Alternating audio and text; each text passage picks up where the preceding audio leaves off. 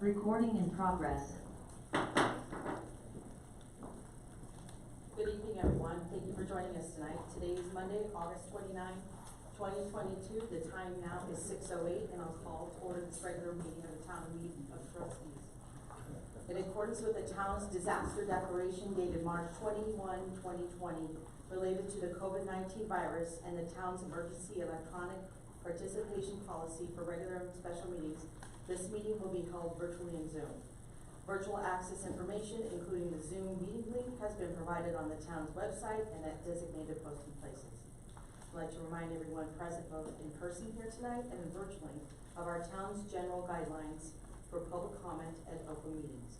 Copies of these guidelines are available in the back of this room and are also available online. There are 2 public comment opportunities on the agenda for tonight: to address the board on any subject, whether it is on the agenda or not. Mary, roll call, please. Mayor Whitlow. Here. Mayor Pro Tem Adams. Here.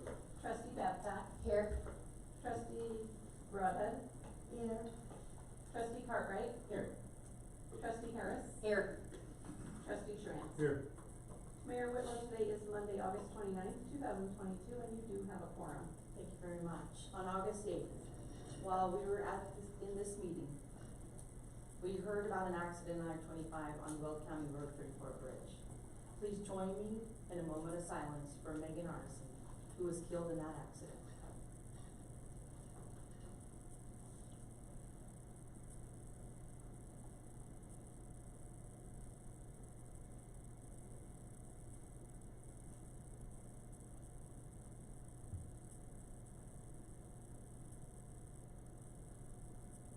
I thank you for your time. Please join me in the Pledge of Allegiance. I pledge allegiance to the flag of the United States of America and to the republic for which it stands, one nation, under God, indivisible, with liberty and justice for all. Thank you very much. Move on to our review and approve agenda. Are there any changes to the agenda? Is there a motion to approve the agenda? I move to approve the agenda. I'll second. Any discussion? Okay, roll call, please, Ann. Trustee Babcock. Yes. Mayor Pro Tem Adams. Yes. Trustee Broadhead. Yes. Trustee Cartwright. Yes. Trustee Schranz. Yes. Trustee Harris. Yes. Mayor Whitlow. Yes. Thank you. Motion carries. We have an agenda for the evening. Next is our staff report by our town manager. And you have the floor. Thank you, Mayor, trustees. You have my report. I would like to just point out a couple of things. First of all, we had over 5,500 people who visited the Wall of Heels. It was a tremendous success. The gods and Zeus threw everything at us. Some terrible weather on Saturday, but a fantastic event to have in the town of Mead. And I think that anybody who was able to make it is really proud that it came here, and a lot of emotional stories. So I think it was just an awesome event to have at our town. I also just wanted to mention the bridge that you were just talking about, the I-25 bridge. If people have been looking at it, they are putting Jersey barriers on it. They should be opening up this week to westbound only traffic. It wasn't this morning, it still wasn't open, but they're working underneath. Hopefully, by the end of September, it'll be open to 2-way traffic. The idea is to repair the bridge, the bridge as it sits. As you know, that bridge will be replaced in the future as part of the I-25 widening project that will add another lane, but it isn't ready to go yet. It isn't designed, and the whole section isn't designed. And those are all my updates. If you have any questions on my report or anything else, I'm happy to answer them. Questions, comments, final? Thank you for your time. Okay, we have 3 informational items on the agenda tonight. The first one is our community engagement update, and will be introduced by our public information officer, community engagement director, Laurel Johnson. Good evening. Hi, thank you. If it doesn't work, just point it.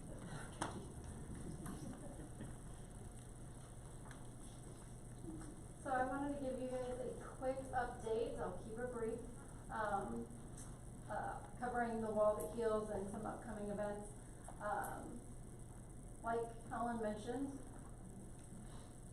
Oh. Happy for tonight. It is. Okay.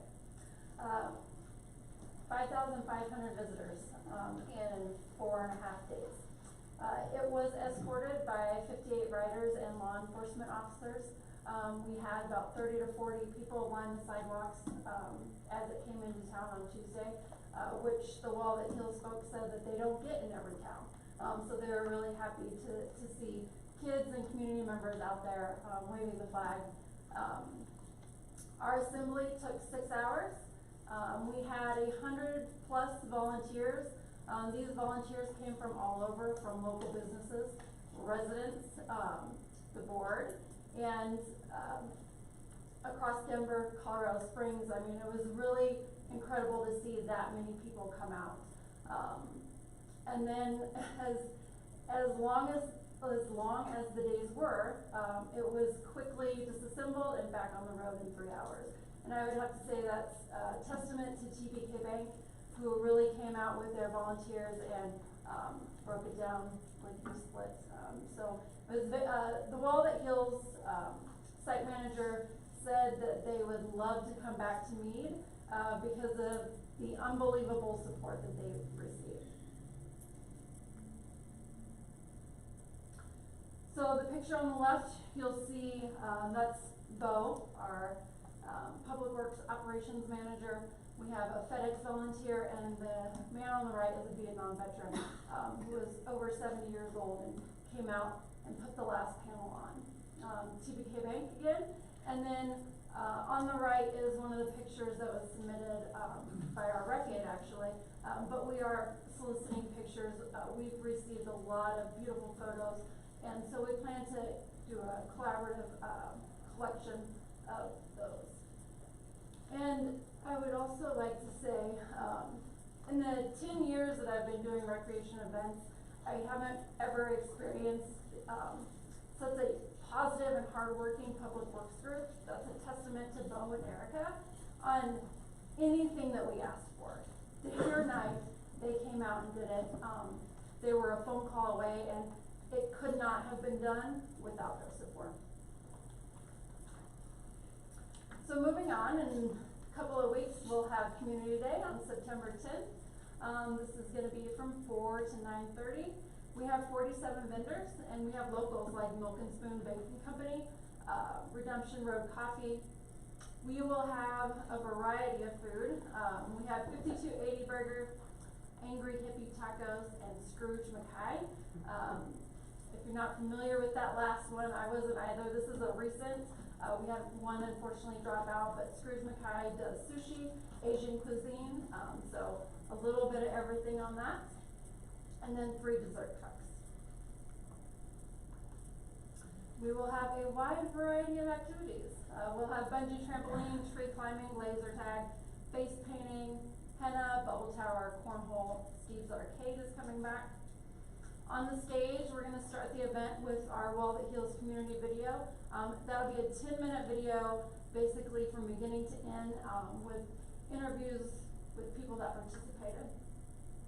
We have Jesse Cornett and the Revolvers, and then Chris Daniels and the Kings, finishing with fireworks.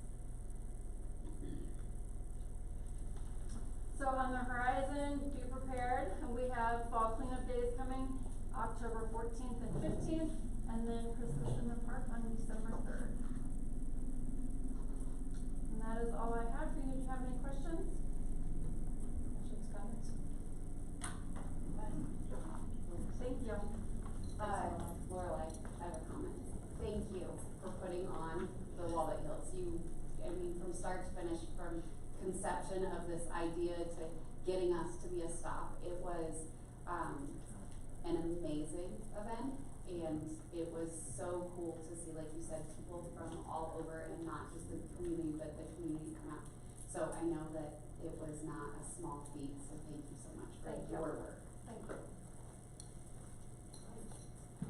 Thanks, Lorelai. Next is our Shield 616 presentation, and this will be introduced by our police chief.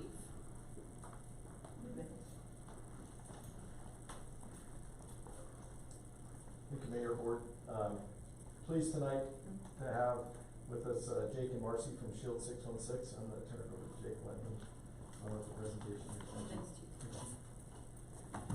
Well, good evening, everybody. It's an absolute treat to be here, and I think it's pretty safe to say with the amount of armor we have in here tonight and the officers, I think we have probably one of the safest city council meetings in the country. So, you know, it's just, it's an honor and a privilege to be here, and I'm just going to share a few words, and it's not just to you, but also to the community. So I know you're behind me, and but I'm also talking to you back there.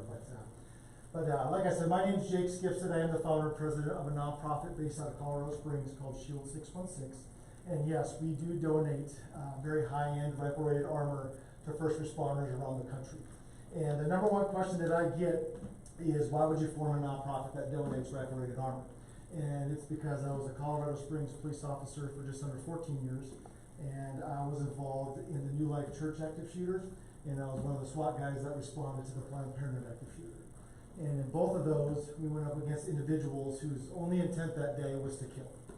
And so during the New Life active shooter, one of the things that I had to do is I had to guard the deceased suspect's body. And so for hours, I had a chance to look at that shooter, and I got to see what he chose to wear. I got to see his backpack was wide open with all his reloading supplies, and laying next to him was an AR-15. And at that time, Colorado Springs, you know, we're a big agency. We have over 700 police officers, and as we all know, you know, SWAT's always heavily equipped. But the men and women, what I call our true first responders, those men and women that are out in the police cars, if it's an active shooter, they will always be there first. And oftentimes they don't have access to rifle-rated armor, as was the case for us in Colorado Springs. And so as I stood there in that hallway, I just couldn't help but think to myself, how am I supposed to protect my community from whatever threat comes their way? And I have no protection against this threat as I'm trying to do that. And so what that did for me is I ended up going out and piecing together a vest, and you know, I had to spend my own money, so it wasn't quite right. It wasn't all that fancy, but it was something. And I actually got the rifle-rated plates, if you're former military, anybody, the SAPI plates, from a retiring Army sergeant off of Craigslist. And so first of all, I was hoping the plate wasn't stolen, and then second of all, I was hoping that it was still good. But at least I had something to put on to protect myself while I was out there protecting our community. And then fast forward, I was very blessed to be part of our SWAT team, and I really loved it. And but on Black Friday 2015, that morning, my SWAT pager went off. And as I went over to see what was going on, I just froze as I read my phone, and I just reread it, and I reread it, and it said active shooter at Planned Parenthood with multiple officers down. And so I could stand up here and talk to you until I'm blue in the face, and I've been told that I have a time limit, so I can't do that. But I could tell you of all the things that we had to endure that day in that shooting. It was a very unique shooting. It was at a very unique location. And a lot of people don't know that this building was actually built by Planned Parenthood. And a lot of, there was a lot of security features in place that we were not aware of. And unfortunately, a lot of those were used against us. But in that day, we had 5 officers shot. We lost Officer Garrett Swayze, and that was on top of all the civilians that were shot. And so I want to share something with everybody, and I do this at all of our vest presentations because I want this not to be a doom and gloom. I want this to be just excitement and just joy and good, and not only for our officers, not only for the council, but for the community, the greater community that these men and women protect. And I want to share one thing. When I was in that building, in the Planned Parenthood building, and all those bullets were coming through those walls, you know, there's a couple things that I'll never forget that are engraved in my mind. And the first one was, first of all, when we first entered that building, how eerily silent everything was. And I remember just thinking to myself, we are in a deadly game of cat and mouse trying to find this guy. And as we continued to search the building and pulling people out that were sheltering in place, and then when the gunfire started to erupt, I'll never forget how loud that gunfire was inside that building, and how terrifying it was to go towards that danger. And to you all and to the community, I want to tell you about these men and women over here. When you take away that vest, when you take away that badge and that duty belt, that gun, that authority, we're just like every single one of you. We're human beings with families at home, wives, husbands, kids. We have the same stresses, the same emotions, the same concerns. We just train ourselves to go against human nature and to go towards danger. And it's still extremely hard. And I remember as we were moving through that building, we knew we were getting closer and closer to him. How hard it was to go through a closed door knowing that there was full automatic gunfire on the backside of that door. And I want to tell you something that happened to me there that day. I want to tell you about an internal struggle that I had, even being part of a full-time SWAT team. In fact, we had 2 SWAT teams in that building at one point. But I want to tell you what was going on in here, in my heart, and up here in my head. Up here in my head, I want to tell you I was terrified. I was beyond terrified. And like I said, it is extremely hard to go towards danger, especially when it's full automatic gunfire and you don't know where it is. Very, very hard. And I want to tell you something that was going on in my heart that actually took over my head and just took over in a moment where there should be no peace. I had absolute peace in my heart. And it was so strong that I actually found myself praying. And I am a prayer warrior, and I probably prayed for myself every single shift that I went out there. But this was the first time and the only time that I can remember where I actually said a prayer for my family. Because it was so bad in that building, I truly wasn't sure if I was going to go home that night. And what that caused me to do was to actually, I shook my head, and I wish there was some video surveillance to see it, but I had to shake my head and tell myself, Jake, refocus. We're about to make a movement. This guy's around this corner. Focus, focus, focus. But I want to tell you something. Something that was going on in my heart in that moment as I knelt behind that ballistic shield with an active shooter around the corner somewhere, I had that true and abundance of peace. And it wasn't until a couple months after when I was reading in the gospel. And I want to share one verse with you all tonight, because I truly believe I got to experience this. I'm going to read to you from Philippians 4 through 7. Rejoice in the Lord always. I say it again, rejoice. Let your gentleness be evident to all. The Lord is near. Do not be anxious about anything, but in every situation, including an active shooter, by prayer and petition with thanksgiving, present your requests to God, and the peace of God, which transcends all understanding, will guard your hearts and your minds in Christ Jesus. And we are very honored to be able to be here today and donate the best gear that is out there. And in fact, I'm going to pass this around with you guys. This is actually a shot ballistic plate that we're donating to the officers tonight. This has been shot with the AR-15 platform, AK-47, and 308 from 7 yards away. And so we'll try and pass it around to everybody, but I want you to see the capability of the armor we're donating here tonight. But I want to challenge our officers that are here tonight, and actually just challenge all of you. Though we are giving very high-end rifle-rated armor, I want to tell you something, that there's something even better out there. And I want you to be excited. I want you to have hope in this message. And there's better peace, there's better hope, and there's better protection no matter what you're in.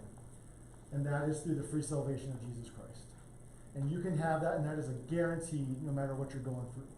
So for anyone here tonight, you can have that peace, you can have that joy, you can have that protection. And if you want to talk to me about it, I'm willing to hang out at this meeting and have fun with you guys during your meeting, and talk to you afterwards. But if that's on your heart, don't delay. You can have that, and I promise you, you'll make you a different person. And so this is what we've been doing for the last 6 years. We are all over the country. We are rallying the community around our officers, and we are so blessed to be blessed by the Mead Area Community Foundation. And we had Ryan back there that heard about this. And I want this to be an encouragement to you guys, that they said, when they heard about this, they said yes, without delay. They said, yes, we believe in our police department, we believe in our officers, and we want to be part of that. And so from me to you, thank you for being behind these men and women and helping get this stuff donated. And so we're blessed to be here tonight. We're donating the first 6 set of plates and helmets to the officers, and we're going to continue our effort to get the last 8 finished, to get all 14 of them done. And so we're just going to continue to network with your community, and we're going to keep growing until every single men and women that are out there donning that uniform have that protection, because they deserve it. They deserve to have that protection while they are keeping me and you safe out there in this community. And so I thank you for your time, and if you have any questions, I'll be hanging out for a while with the gear, but I think it's only appropriate. Let's give our officers a big round of applause for what they do.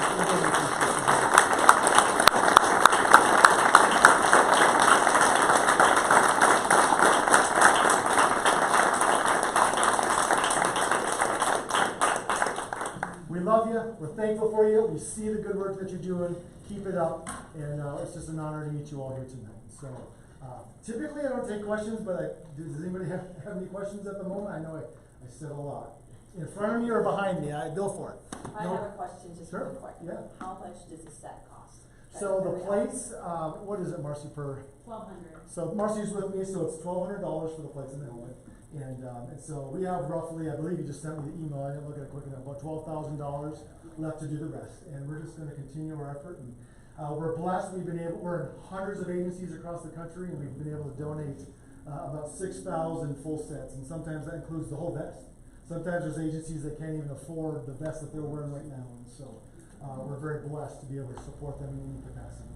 So, yep, so we're gonna continue it going. So, any other questions in front or in back? I don't know if I'm doing this correctly. I have a Sure. Are these like bike helmets, like once you smash it on the ground, you can't use it again? Like once they're shot? So it's nothing like a bike helmet, but the concept, yes. But yes, so what's really cool, so Angel Armor is the company that makes that, and it's actually the OtterBox family, the cell phone case company, right up here in Fort Collins. And so they make that, and if it's ever shot, they replace it for free. Because obviously if it's shot, a life is saved, and we're so thankful for that. And so, yep, so it's replaced, but yeah, it's called a multi-hit plate. But yes, it's only used for one situation. Yeah, please pass it around, thank you, just don't take it. I was concerned, a lot of your folks that came in said they needed this gear, and I'm wondering what's going on. We need to pray for you guys. So. But any other questions? I really appreciate your time, and I apologize if I went over. I did not go over. And Okay, I talked fast. I normally don't go this fast, so. No, so thank you for everything. And Thank you, Brian, Mary. for being here. I Yep. know that there were checks coming from another organization here soon for this, so. Cool. Well, thank you, all of you. I really appreciate it. And men and women in blue, we appreciate you. Thank you, everybody. Thank you very Make sure you check out that plate. Thanks. Thank you.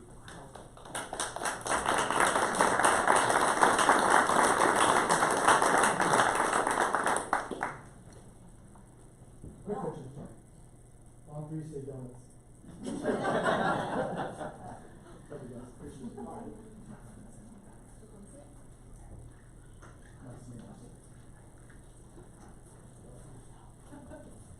Our third informational item, which is not, it is, can be that exciting.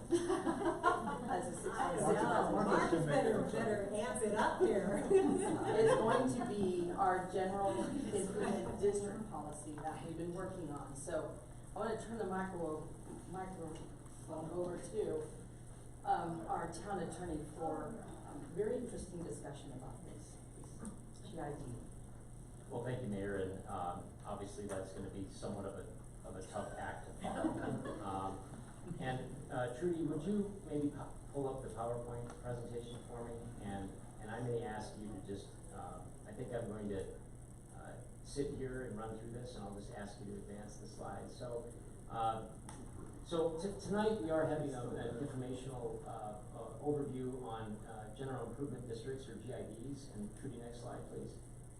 And then just keep advancing it.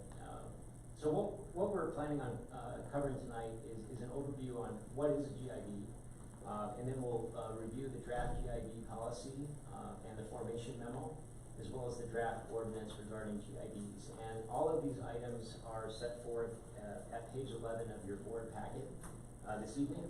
We will also cover the proposed Town of Mead Elevation 25 General Improvement District. We do have 2 action items related to that GID on your consent agenda this evening. So I'm going to try to go through this relatively quickly. I don't speak as fast as the last speaker, but I do know that we have quite a number of folks in the audience tonight, and I want to be respectful of their time for coming out and joining us here on Monday evening. Go ahead and advance that, Trudy. So in terms of what is a GID? A GID is one of these many, it's kind of the alphabet soup in Colorado of how do you pay for public infrastructure and how do you maintain it, right? We have BIDs and SIDs and LIDs and PIDs and GIDs. A BID is a business improvement district, right? It's normally formed for just commercial property. You see those formed a lot of times in downtown historic cores, and the function of a BID is more aimed toward sometimes being involved in marketing. So a GID is, as noted on the slide here, is organized by a city or town. Thank you. And a GID is similar to a public improvement district or a PID that would be organized by a county to provide improvements or services within unincorporated areas. Next slide, Trudy, please. And go ahead and advance that. So a GID is a separate political subdivision with its own board of directors, powers, and duties. And the board of trustees, or yourselves, sit ex officio as the board of the GID. So unlike a Title 32 metropolitan district that has its own board of directors, for a GID, it's the board of trustees that will sit as the board of the GID. Next slide, please. So a quick overview of revenue raising power of GIDs. A GID may levy a property tax imposed on property located within the boundaries of the district. May also levy special assessments, and may impose fees, tolls, and charges for revenue-producing services or facilities. Next slide.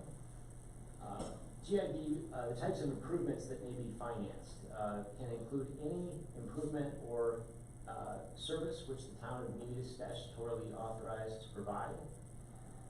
There is a statutory limitation that a GID may not provide solid waste disposal sites or trash collection services. In order to organize a GID, you have to have a petition submitted by 30% or 200 electors, whichever is less, of the property owners within the proposed GID. And a GID, if the organizational election is successful, then it is organized by adoption of an ordinance of the Board of Trustees. If the petition seeking the formation of a GID is signed by 100% of the owners, the governing body may waive the notice, publication, and hearing requirements that are set forth in statute.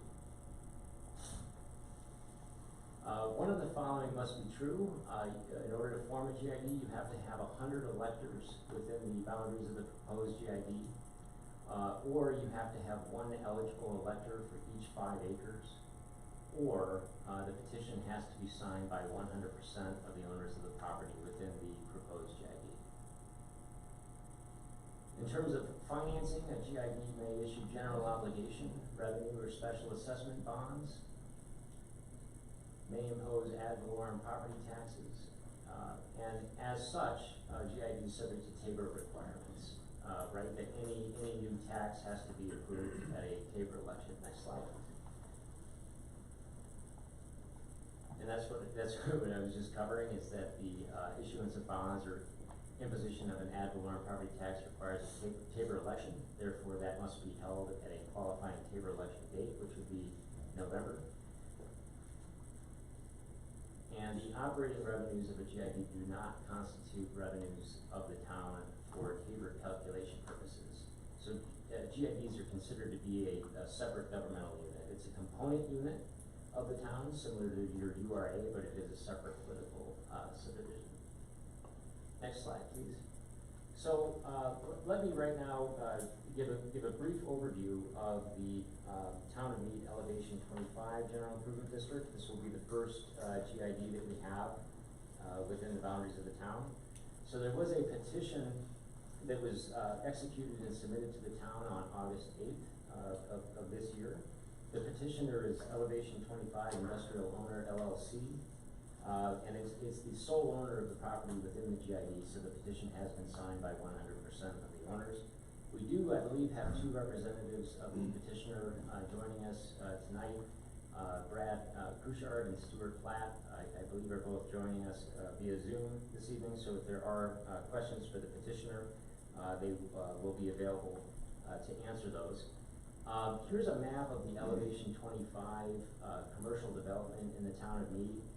What you see shaded in pink there is the area proposed to be included in the initial boundaries of the GID. That consists of approximately 35.5 acres. It's Lot 1, Lot 2, and Tract C of the Elevation 25 final plat. Next slide, please. The petition also identifies a future inclusion area, which would be the balance of the property located north of Elevation Drive. Those are the undeveloped tracts that will be platted in the future for future development. So, one thing that, I'd like to, also address is that the, petition for the Elevation 25 GID does specifically request a waiver of the public notice requirements. That's why the, item is set forth on your consent agenda tonight. The statute does allow you to waive that notice, the notice and hearing requirement, given that the petition was executed by the sole owner of the property. The petition also sets forth for the Elevation 25 GID a request that the GID levy a mill levy of 3 mills to cover future operation and maintenance expenses associated with public improvements located both within the boundaries of the GID and external to the boundary of the GID. That is comparable to the 3 mills that's imposed by the town anytime a new Title 32 metropolitan district is formed within the town of Mead.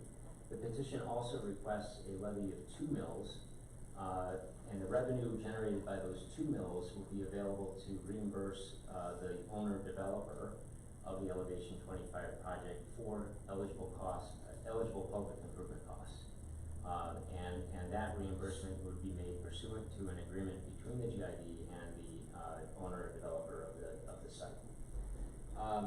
So the 2 items that are on the consent agenda tonight, the first item is a resolution that is calling a special election to be held in November to coincide with the November 8th general election this year. The second item is the ordinance that sets forth that the petition is in conformance with state law requirements, and also the ordinance certifies the organizational ballot that will be voted on by the designated elector of the petitioner. The state statute does allow, if the owner is a commercial entity, it allows that commercial entity to designate a resident of Colorado who's registered to vote on behalf of that entity, and that designation of elector form has been filed with the town clerk. Next slide, please. Oh, we're here, actually. Go back, okay. Great, so in your packet tonight, and really starting, I believe, on pages 14 and 15 of the agenda packet, we have a draft GID policy, as well as a draft GID formation memo, which is incorporated within the policy. We also have a draft ordinance, which would end up codifying the policy, and would also delegate authority to the town manager and town staff to handle some of the administrative functions associated with GIDs. At this point, I'm thinking that I wanted to provide an overview of these materials to you, and then also bring this back probably at an upcoming work session. September 26th would be a good target, or maybe the first regular meeting in October. But I did want to just draw your attention to the draft policy that's in the packet. So the policy statement that we have for GIDs is set forth, I believe, on page 14 of the packet, and it reads as follows. It is the policy of the town to support and encourage the establishment of general improvement districts for the purpose of acquiring, constructing, installing, operating, or maintaining those public improvements, or providing those municipal services that are necessary to protect and enhance the health, safety, and welfare of the inhabitants of the town, and to further support and encourage the establishment of general improvement districts for projects that do not seek the establishment of a Title 32 metropolitan district organized pursuant to Chapter 12 of this code. As set forth in the Town of Mead Comprehensive Plan, the town must strengthen its tax base in order to thrive economically. Policy 1A, set forth under the Thoughtful Community Planning, Facilities, and Services Vision Statement, portion of the comprehensive plan encourages the development and maintenance of mechanisms to provide for maintenance of public infrastructure, buildings, equipment, and land. Policy goals include the following: to utilize GIDs as one mechanism to assist with the long-term maintenance of public infrastructure in accordance with the policy goals set forth in the comprehensive plan, to encourage the development and administration of town GID IGAs to address major public infrastructure projects, to ensure equity and fairness regarding the imposition and collection of the town O&M mill levy required by Chapter 12 of this code. Again, that's the section of the code that deals with Title 32 metropolitan districts. So the thought being, if there's a project in the town that is not creating a Title 32 metropolitan district, and therefore will not be contributing the 3 mills to the town to help take care of infrastructure, the town will have the ability to encourage and require that a GID be formed in order to ensure that growth is is paying its own way, and the policy statement goes on to say, to ensure that new growth pays its own way and contributes equitably to the town's ongoing operations and maintenance expenses associated with public improvements within or without the boundaries of the GID, in which directly or indirectly serve the development within the GID. The town strongly encourages proponents of any proposed GID to contact the town at the earliest possible time, and in any event, well in advance of filing a petition to establish a GID, so that the town can provide information to assist the proponents in determining whether a GID is the most appropriate funding mechanism for the proposed improvements, and whether the town is likely to support the establishment of a proposed GID. The town declares that an important factor in determining whether the town will support the establishment of a proposed GID is the financial ability of the future residents or property owners of the GID to finance the proposed public improvements or continue to fund the proposed municipal services. So, one of the things that's set forth in the draft formation memo is that typically we're gonna ask that any group that's interested in forming a GID coordinate with the town clerk and staff so that the petition can ultimately be submitted no later than May 1st. That just ensures that the town has plenty of time to meet with the proponents of the GID and ensure that we have everything lined up well in advance of the proposed organizational election. Now, the Elevation 25 GID that's on the consent agenda tonight is for a new commercial development, right? But there's a lot of situations where a GID could be very beneficial to even an existing neighborhood, right? For a lot of my other clients, I'll see GIDs that are formed for existing neighborhoods, for example, because maybe there's something the neighborhood wants to accomplish, right? They wanna do a new perimeter fence, or they wanna fund maybe there's a community pool that's in need of repairs, and they need a mechanism to help finance those pool improvements, right? So the GID can also be used as a mechanism to help an existing neighborhood fund important improvements. And that's why we've also included some language in the policy that says if the GID is being formed for an existing neighborhood, maybe we don't need the 3 mills to fund infrastructure, right? Because those residents are already generating some significant property tax, and that 3 mills could be lowered in that event. But anyway, maybe I'll stop there and see if there are any questions. Again, I wanted to just provide a very brief overview of the GID policy and the formation memo. This is something that's going to come back at a future meeting so that we can discuss it in a little bit more detail at a future work session. And then if you're comfortable with the policy, or after we've made any necessary tweaks or revisions, then we'll get this scheduled for adoption at an upcoming meeting. But let me maybe stop there and see if there are any questions. Brooke. Go ahead, Chris. One of the things it talks about in the policy is the metro district. They're not seeking to establish one. What if one is already established? Can the GID be applied over that? I think if a new project is forming a Title 32 metropolitan district, they're doing that so that they have a mechanism to fund public infrastructure. And they will already be imposing the O&M ability for the town of 3 mills. So in that case, we probably wouldn't be looking to form a GID. It wouldn't be the same. I'm just thinking about existing neighborhoods that already have a metropolitan district. Could this be applied over that, or can we make sure that it's not able to? It could theoretically be applied over it. There's also situations where maybe the Title 32 district has paid off all of its debt, and then they decide to dissolve that Title 32 metropolitan district. In that case, then yes, But not simultaneously. There's nothing that prohibits it from being done simultaneously. But if there's already a statutory entity that's existing that would have the ability to fund or maintain public infrastructure, then I would argue that you might be adding a layer of administrative costs that may not ultimately benefit the neighborhood. But there's nothing that would prohibit it.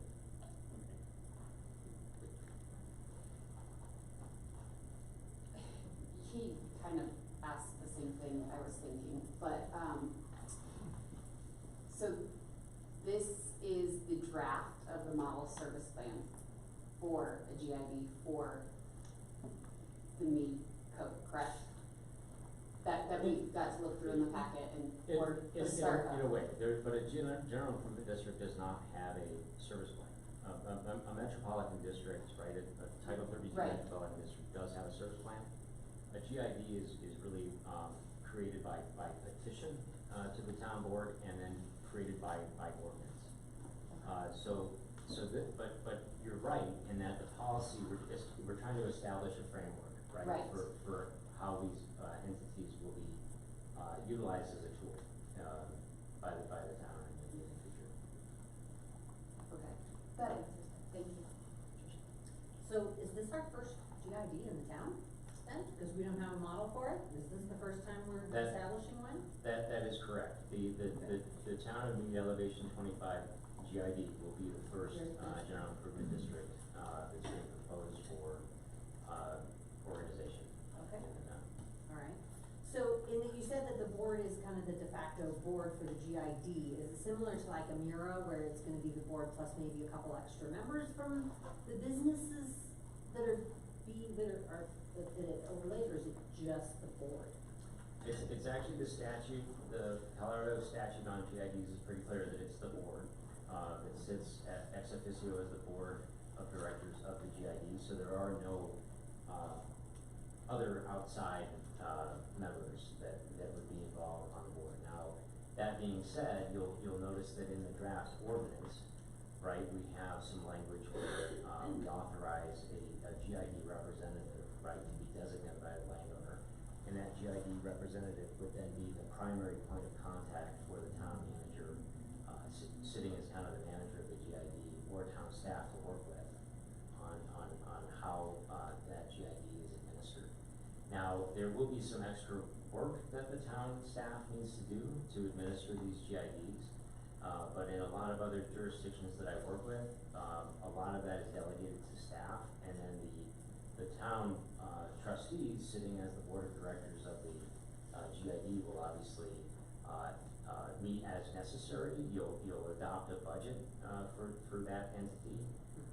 You'll certify a mill levy for the GID, to the Weld County Board of County Commissioners for collection by the December 15th deadline of every year. But that's something that, we'll definitely be working with you on as we go through this, because it'll be the first one that you have, here in the town. Any other questions for Marcus? Okay, thanks for that, Doc. Yeah, I know, like I said, I really didn't wanna follow that last presentation with the discussion on GIDs, but I know you might get, and if you do have other questions that, after the meeting, as always, just pick up the phone and feel free to give me a call or email me, I'll be happy to, provide additional information. Okay. Is it Stu and Brad? Yeah, Brad Kushert and Stuart Platt, I believe are with us tonight. Okay. So, Brad and Stuart, please, thank you, please stay on the line if there's anything else that we need to answer, if there's anything that comes off the consent agenda. But thank you for being here with us tonight, and thank you, Marcus, for explaining that policy to us, I appreciate it. Mayor, if I could add, one thing I do think we need to, remember as we work through this, there should be some cost recovery by the town. I mean, imagine if we had 5 or 6 of these GIDs, they're essentially, replacing what a metro district board would be doing. And so these funds will be audited, presumably by our auditor. There would be some, probably, I have to assume, town staff would have to inspect some improvements to assure that everything was put in. So, as we work through the details of it, I just want you to know that, like everything that we do, it pays its own way. So the general fund wouldn't be supplementing the efforts of staff. We built something in it, so there was a cost recovery of that. That's typically how we do all development. Everything gets cost recovered.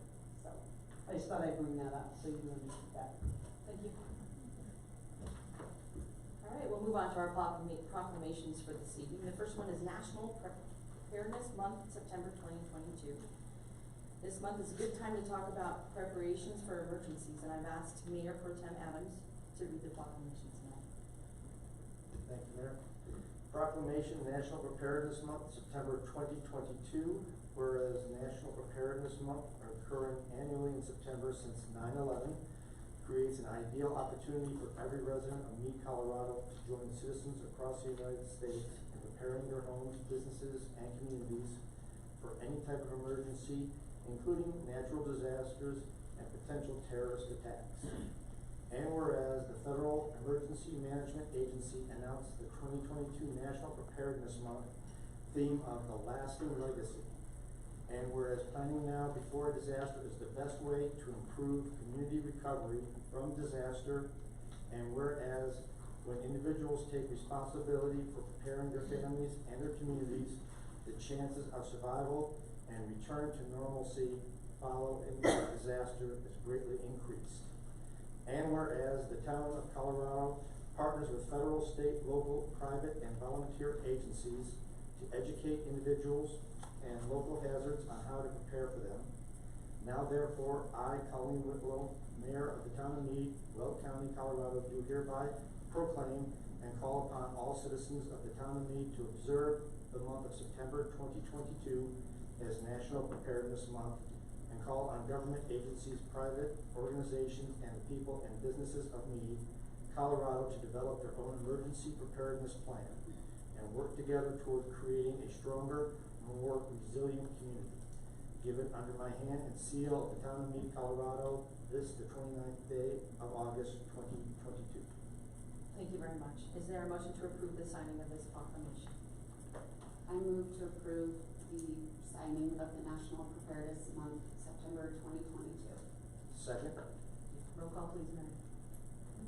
Trustee Strands, Yes. trustee Broadhead, Yes. trustee Babcock, Yes. trustee Harris, Yes. Mayor Pro Tem Adams, Yes. trustee Cartwright, Yes. Mayor Whitlow. Yes. Thank you. Thank you. Motion carries. We'll move on to our Suicide Awareness and Prevention Month, September 2022. Mary, do you have a guest here for this proclamation tonight? We do, Mayor and trustees, I'd like to call up Elise Torres from the North Range Behavioral Health. And if you'd please just state your name and the address of North Range is fine. Yeah. My name is Elise Torres. I'm with Northern Behavioral Health. I oversee our suicide education support services team, our co-responders, Squad 1, our UC Health clinicians, and our crisis respite. Our address is 1300 North 17th Avenue, Greeley, Colorado, 00631. We won't check. Okay. Did you wanna say a few words about the proclamation? I can. Sure. So we're excited that you guys are participating in helping us name September as Suicide Awareness and Education Month. With that, we have provided Safe Teen, which is a suicide prevention program, to over 300 youth in the middle school department in Mead alone last year. So we're excited that you guys are participating in this, that you guys are welcoming talks about suicide to Mead, and we're looking forward to continuing our partnership with you guys. Thank you very much for everything that you do. We appreciate it from the bottom of our hearts. We really do. Well, as soon as we have the proclamation signed, we'll get a photo with you and I'll ask Trustee Babcock to read the proclamation tonight. Thank you, Mayor. Suicide Awareness and Prevention Month, September 2022. Whereas suicidal thoughts can affect anyone, regardless of age, gender, race, orientation, income level, or background. And whereas over 48,000 deaths annually are attributed to suicide, with suicide rates in Colorado ranking 6th nationally, and 55 lives lost to suicide in Weld County during 2020. And whereas one of the most important protective factors from suicide is having a trusted person to turn to when feeling isolated or hopeless. A person who will not judge, dismiss, or try to fix the problem, but instead encourage individuals to be open about their feelings and tell their stories. And whereas suicide prevention starts with actively challenging stigma around mental health and building skills that help us approach the topic of suicide without shame or judgment so we can save lives. And whereas North Range Behavioral Health Suicide Education and Support Services Program supports those who have lost someone to suicide and provides education to Mead residents that help build critical suicide prevention skills. And whereas collaborative prevention and education efforts of North Range Suicide Education and Support Services, Imagine Zero of Weld County, along with numerous survivors and community partners, help to spread hope in Mead. Whereas September is recognized as National Suicide Awareness and Prevention Month, with the goal of promoting awareness surrounding suicide prevention resources and support available to us and our community. Whereas we encourage all residents to learn how to talk about mental health, research suicide prevention resources available nationally and throughout Weld County, check in on the well-being of your family, friends, and neighbors, and share genuine appreciation for the people in your life by any gesture you deem appropriate. Now, therefore, Colleen Whitlow, Mayor, do hereby designate the month of September as Suicide Awareness and Prevention Month, given under her hand and seal of the town of Mead, Colorado, on this 29th day of August, 2022. Thank you very much. Is there a motion to approve the signing of this proclamation? I'll make the motion to approve the signing of the Suicide Awareness and Prevention Month being September 2022. Second. Roll call, please. Trustee Babcock. Yes. Mayor Pro Tem Adams. Yes. Trustee Broadhead. Yes. Trustee Cartwright. Yes. Trustee Trans. Yes. Trustee Harris. Yes. Mayor Whitlow. Yes. Thank you. Thank you. Motion carries. Just a minute, ladies.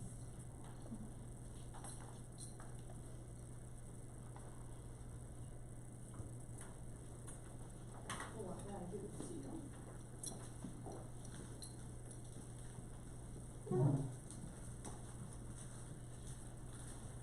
Thank you very much for everything you do. I am going to give this to you on that. Can I have it?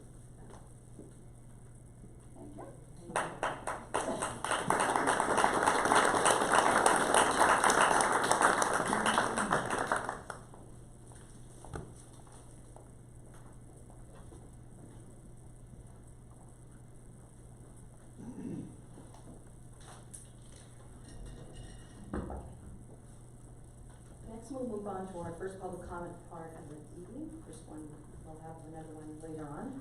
The board welcomes public comment for any item, whether it is on the agenda or not. The board will listen to your comments and take them into consideration.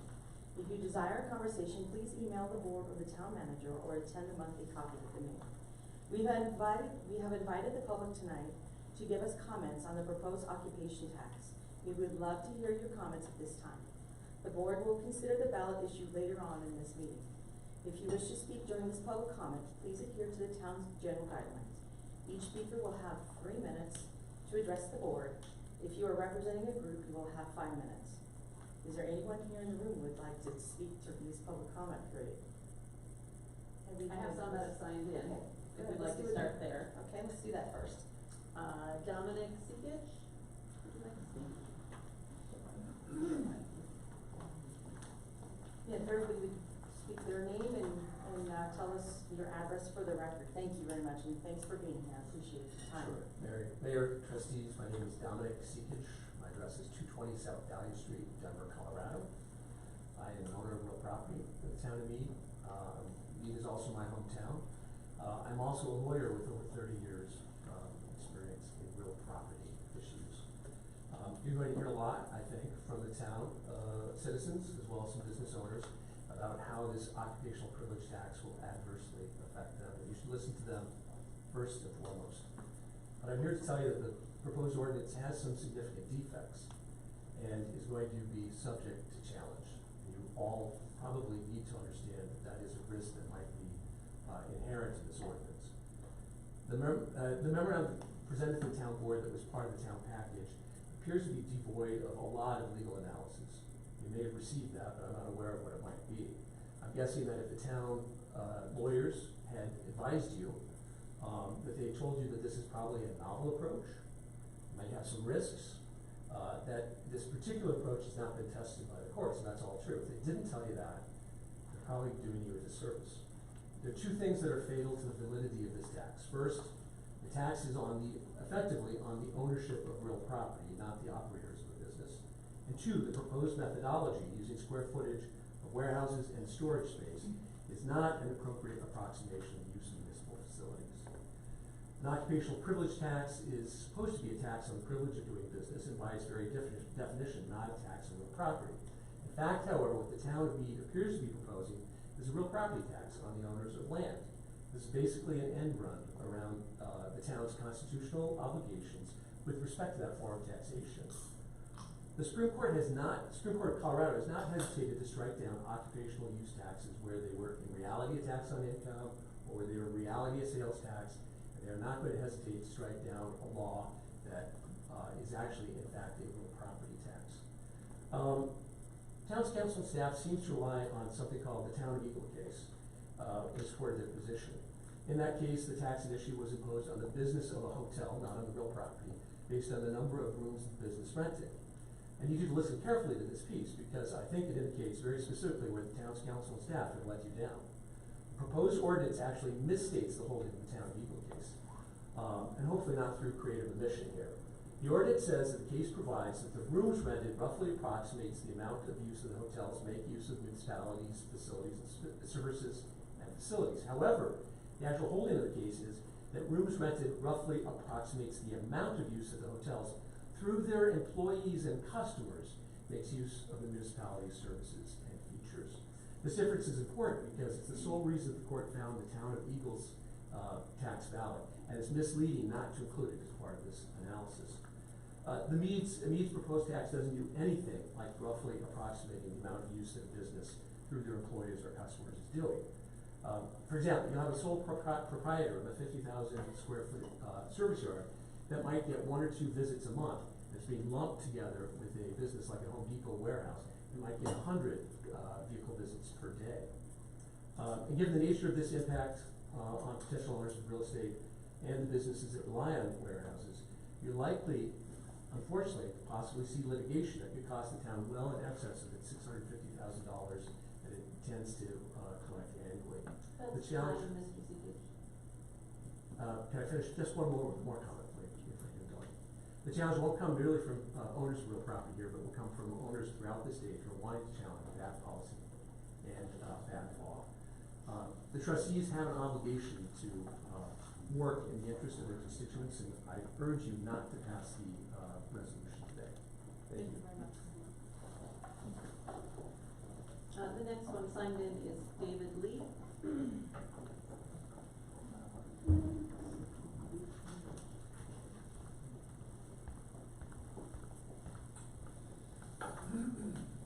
Hello, my name is David Lee, located at 151 Highway 66, Longmont, Colorado, 80504. I currently have 60 acres in the town of Mead that is zoned light industrial between 9.5. It's just east of the I-25 Business Park between 66 and County Road 32. We also have a metro district on the property, and we are on the initial stages of putting together a plan to develop that property. So the town of Mead is actually getting a small revenue source from us at this current time. And as we develop the property, that income will go up. We do not have sewer on the property, so it's really hard for us to be pushed into other areas of paying for 20 cents per square foot when we don't really get any services from the town of Mead. We have Little Thompson Water, and if we're gonna put the sewer in, we're gonna spend it on our own dime. And the only reason we haven't done it yet is just because we're going through the actual initial planning. I think that's probably gonna come to a screeching halt based on this 20 cents per square foot. I'm also going to be seeking a provision that the state of Colorado has introduced governing the property of disconnecting a property from the city, so unannexing the property. I also represent the I-25 Business Park. I'm the president. We have 26 businesses in the park, including Camping World, Weatherford, Trailer Source, and Camelot Storage, one that I am also an owner of. Currently, I'll use Camelot Storage. We are not in the town of Mead, but we are looking at annexing in. We have the sewer lines and everything that were put into that project when it was first developed. So all it is right now is plugging into this town of Mead sewer, which is about a quarter mile. We've been working with our property owners to do that because we're all on septic right now, and it is very costly for some of the owners to be spending thousands of dollars per month, having their septic pumped. An example for the Camelot storage, we currently have 20 acres, there'd probably be a net of 15 acres, which would be 20 cents a square foot. I'm looking at $8,700 per acre, which is roughly $130,000 that I'd be paying annually to the town of Mead. I currently pay $77,000 to Will County tax assessors. So by doing this, you're basically putting a business out of business. Can't operate that way. It's not feasible. I also have another piece of property, which is 50 acres, which I consider a gateway to the Mead, which is the corner of Highway 66 and County Line Road. We have not annexed into this property to the town of Mead because we're gonna have to spend about $500,000 to pull sewer down from the St. Vrain sewer district. So moving forward, it's really a clear picture for myself and my investors that there's no benefit for us to continue moving forward and moving into annexing any of our properties in Mead when you're gonna tie our hands and assess such a high levy per square foot. I also think, 3 minutes? That's 3 minutes. Yeah, I'll ask for 5 since I'm representing the, business park, please. I also think that the town of Mead should probably take a look at getting some infrastructure put in, and that's why we're discussing this, is because you don't have enough revenue based on your current tax situation. You've got a handful of gas stations, you've got Ritchie Brothers, Tractor Supply, and a bunch of small businesses in the area that have to burden the sales tax to help fund what we're doing here. So I would suggest maybe going back to the drawing board and taking a look at, we can't just keep this small town. Mead is more than a quarter mile around this building. It extends a lot further than that. And I know all of you know that, but you're gonna have to reach out, get a Costco, you're gonna have to find something that generates a large amount of sales tax in the area. And even setting up these metro districts or even the GID district, I think either way you've gotta fund it. You've gotta go out and get bonds, raise money, you still gotta pay the bill. So I would ask that you really reconsider and maybe take this back to a more of a discussionary group session and maybe involve some of the landowners in the area. I will say that I did not get any information on this via the mail, and I have some other landowners that aren't here tonight that they did not receive anything. So this is all from word of mouth and just hearing about it. That's all I have. Thank you, sir. Veronica Silva.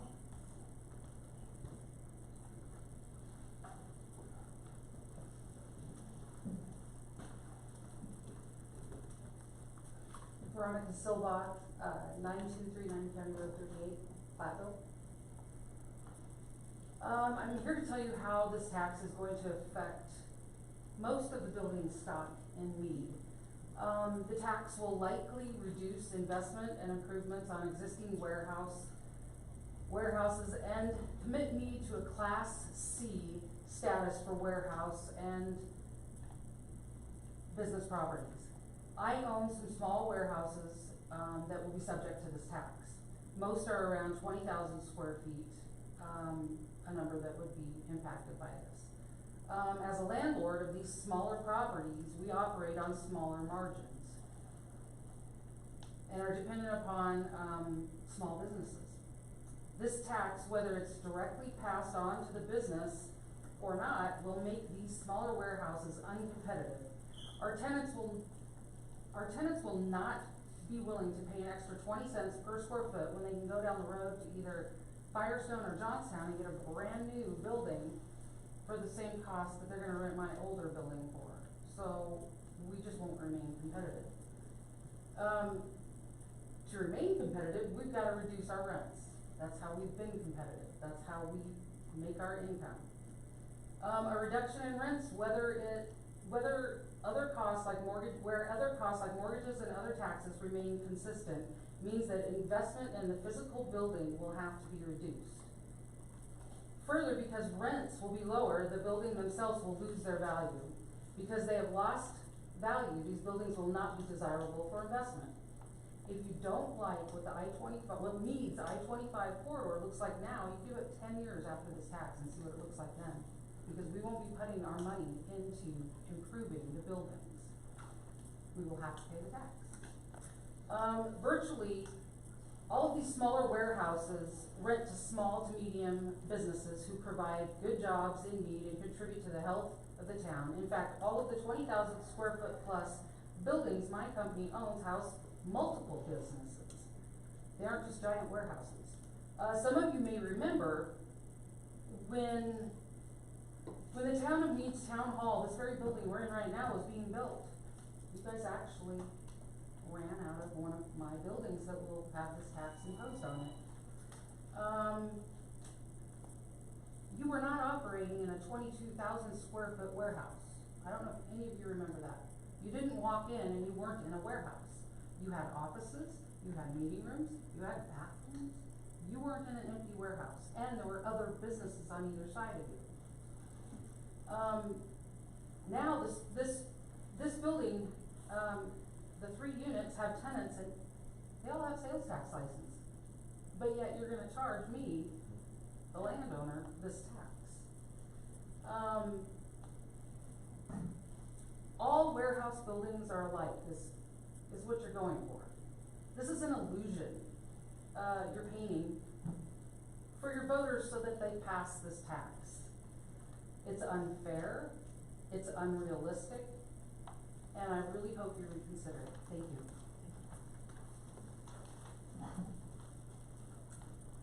Donna Seekage? Okay, Rod? I'm Rodney Sikich, 14650 County Road 13 in Platteville. Business owner in Sikich Business Park, and we were reassured on the meeting on the 8th that we wouldn't target mom and pops and small businesses by several members here. Out of looking at the list of number of lots, 20 of the 29 lots are in the Sikich and Valley 66 Business Park, which are all mom and pops. Corporations don't own 20,000 square foot buildings. They're owned by individuals that seek to make a living, either rental or owner occupied. On the outdoor storage space, 6 of the 9 are in the Sikich and Valley 66 Business Park. Once again, these are small owner occupied or individual owner assets, and we just can't afford these taxes. If this tax were to be placed on a ballot and passed in less than 10 months, you're gonna ask us to come up with this amount of money. That's very little warning to budget. I don't know how you guys can budget for that, but it's very difficult on our margins to come up with that kind of cash in that short term. You know, I've heard from many people that have tried to do business in this community. They're welcomed with open arms to the community of Mead. And when it comes down to the nuts and bolts of building permits and design, they are met with unrealistic demands of aesthetically pleasing fences and accesses that are 2 lanes in, 2 lanes out, landscape, sidewalks, just to start a building. I see the reference of the 2 $100,000 square foot buildings by Ritchie Brothers. I have seen no ingress or egress into that building other than the Ritchie Brothers driveway. It just seems like it's in the town's best interest to encourage business to come to the town of Mead rather than penalize us, those of us who have been doing business here for 30, 40 years. It was my father and my uncle that started this business park with that John Deere store. They seen the benefit to annex to the town of Mead for the benefit of the town. It's not right for the town to penalize us for the contributions they've made. I'd like to suggest that this motion be tabled until more thought has been put into it and realize the ramifications of the damage that will be done to the community. Thank you. Lori Hughes?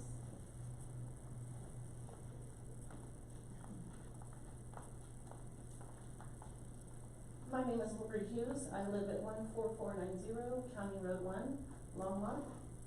I am a business owner in the Seepage Business Park. And with the exception of Mayor Whitlow and Trustee Broadhead, I don't know that the rest of you could even identify my business. I've been out there for 2 years, and I don't recognize you. I'm assuming that you don't recognize me either. I have been a part of this community since 2004, through over a decade on the Mead Area Community Foundation.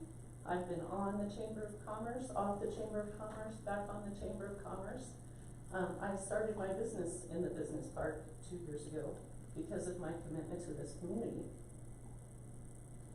You guys have been serving alcohol at your town events, but I'm pretty sure you're not using the microbrew that's in the business park. There is a party rental business that I'm pretty sure you guys aren't renting your tents through. My point is, you guys are pushing the business part to make your lives better, but you guys aren't making our lives better.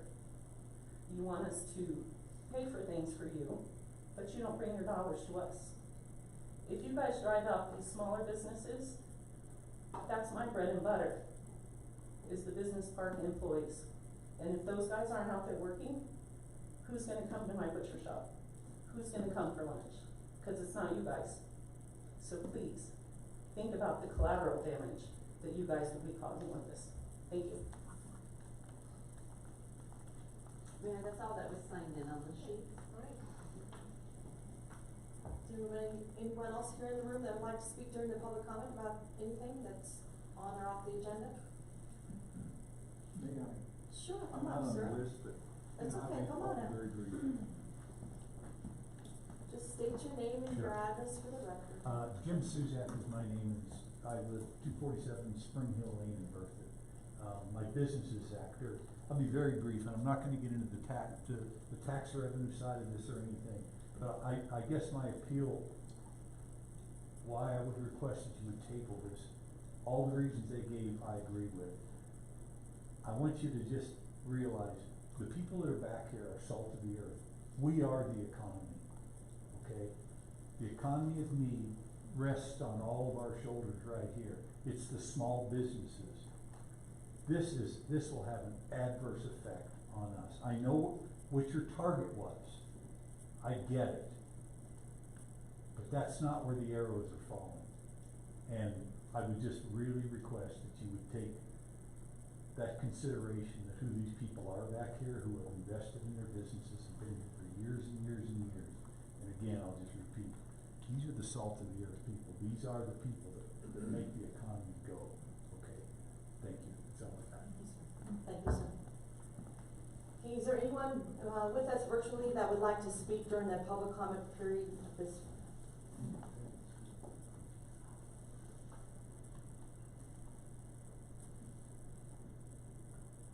Okay, see that. Last thoughts, comments? You are second public comment, just in case. Sure, go ahead, come on up, ma'am. And then, sir, you can follow me. Okay, thank you.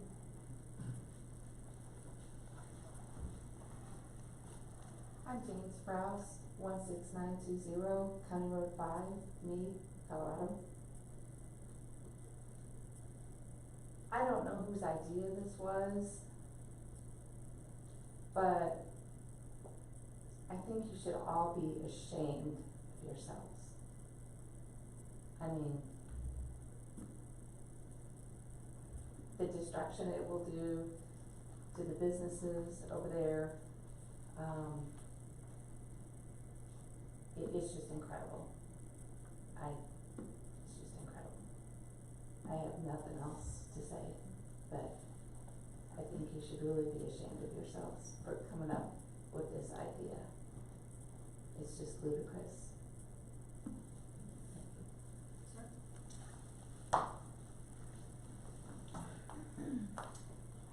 John Davis, I reside at 2055 Bluff Street, Boulder, Colorado.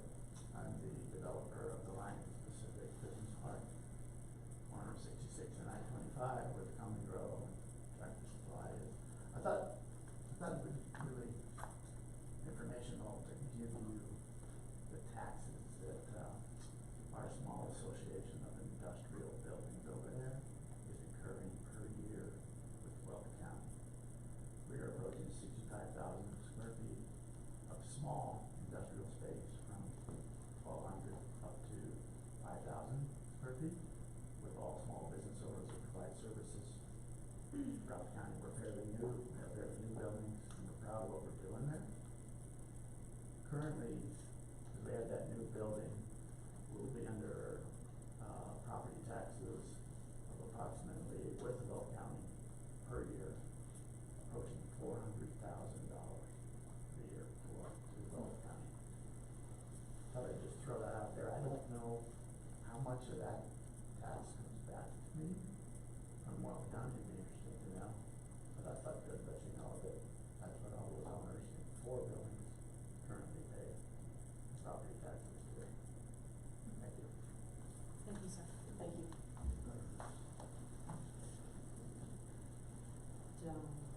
Sir, and then Nancy will give it to you, and then we end up. Don Smith, live at 325 Main Street. Plan on opening a barbecue here, I don't know, 3-4 months, maybe 6 months.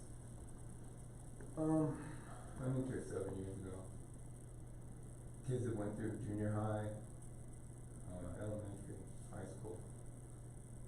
Moved here because it's a small town. I didn't feel it was like Boulder oriented. I'm sitting here, I need to take a breath because it's just irritating.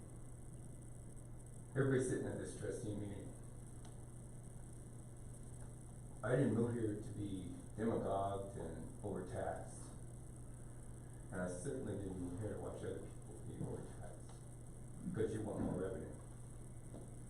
Colleen knows me well, because I come to the mayor's meetings and I push back on all the taxing. We're in a slow economy, and you guys want to tax these people behind me. I know some of them. And I'm going to open a barbecue, and I'm sitting here wondering, am I going to have this kind of problem with y'all? Because I'm going to open it, but I'll run for every position I can find in here, and I'll find everybody I can to run for all y'all's positions. I'll replace y'all. I'll make sure that this is not what I moved here for, and I won't be pushed out. And I'll fight everyone. This kind of stuff irritates the crap out of me. Irritates me to no end. You should be ashamed to take money from these people. 20 cents a square foot. You got these big places over there, and you're coming after these people who've been here for a long time. It's disgusting.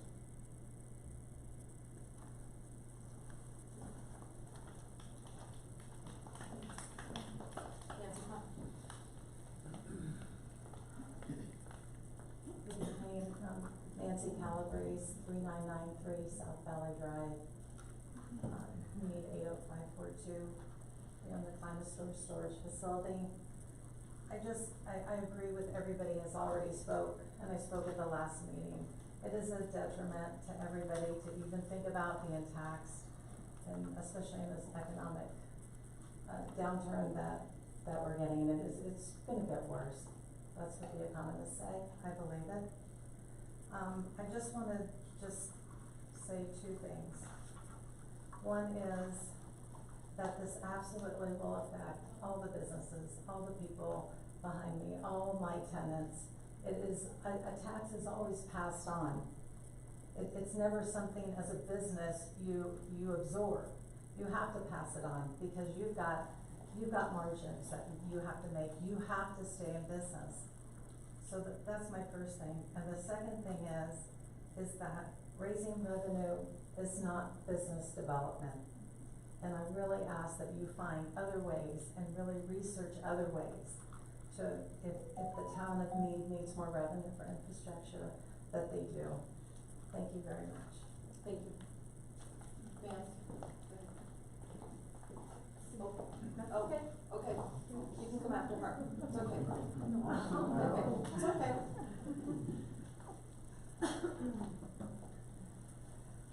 My name is Donna Seekich. I'm the widow of Fred Seekich. Fred and Nick built Seekich Park. Could you give us your address for the record? 2370 Santa Fe, Loma, Colorado. Thank you very much. They built Seekich Business Park. I'm sure all of you know that many years ago from the ground up.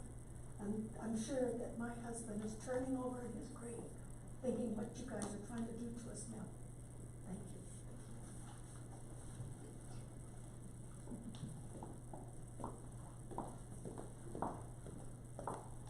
Hello everyone, I'm Danny Bassetti.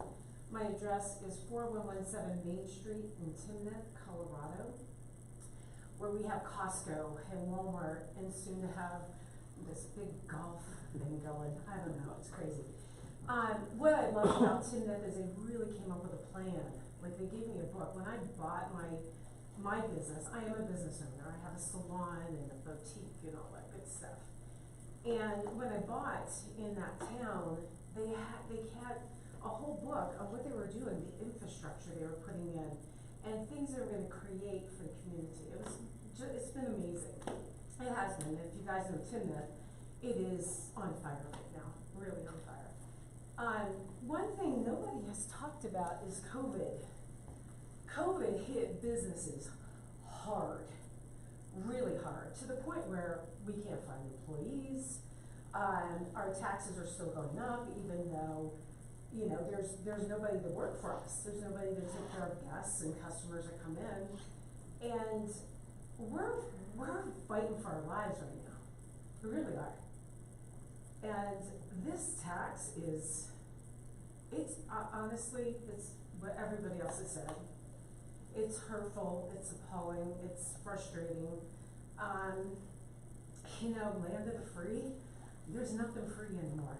And there's nothing that is, I mean, there's so many, as a business owner, you come from the place of wanting to create something amazing for other people to enjoy. And all you're gonna do with this tax is take that away. You're gonna take that American dream and you're gonna shove it where the sun doesn't shine for everybody who wants to try to build a business, especially you. You wanna start out. You know, it takes a lot of guts. We put money, time, effort. I bust my butt every day. Every day. I learned how to drive a tractor yesterday because my man's like, get on it, you gotta get stuff done. So please think about what you're doing for this community and turn it around. Find a different way to make it accessible for everybody to come to this place and open up a business. Because don't you want that? Don't you want the revenue? Don't you want the people coming in and wanting to be a part of this community? I mean, I would want that. And that's what I get from Timnett, is I get all of you people, like you people, who sit there and push me and go Danny, you got this. They support me, they take care of me. Because they want that community to build and grow and thrive. So get your big people in, get people like Costco, Walmart, and all those kind of, to bring in the revenue that you need so you can turn around and make this little town a big town, okay? Because you deserve it. You guys are on this board for a reason. This is a beautiful little town. Build it the right way. And don't screw everybody else in the meantime, okay? It won't work. We'll leave. We'll all go someplace else. And you don't want that. I know, Mayor. You don't want that for your town. Thank you so much. Appreciate it. Thank you very much. Anyone else?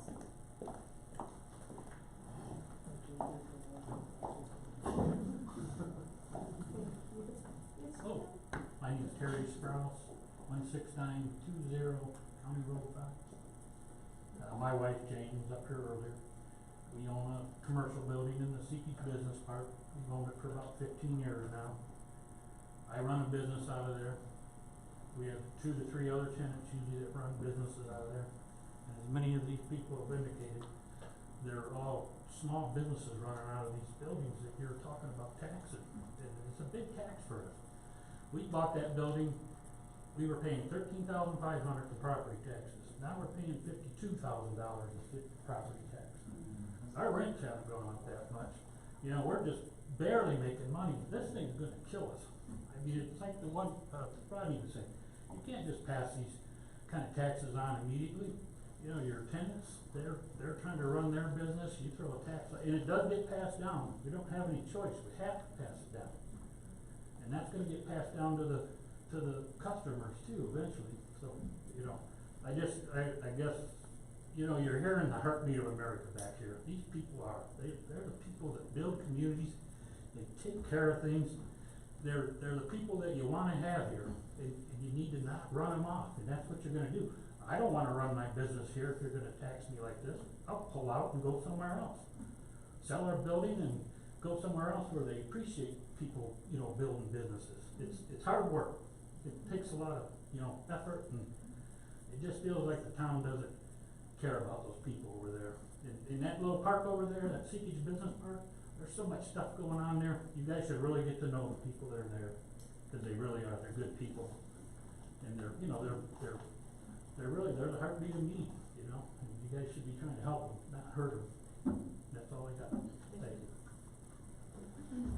I saw a hand, another hand. This one. Okay. So we just take a few minutes to digest what everything has come to us and have a few minutes to see if I have 5 minutes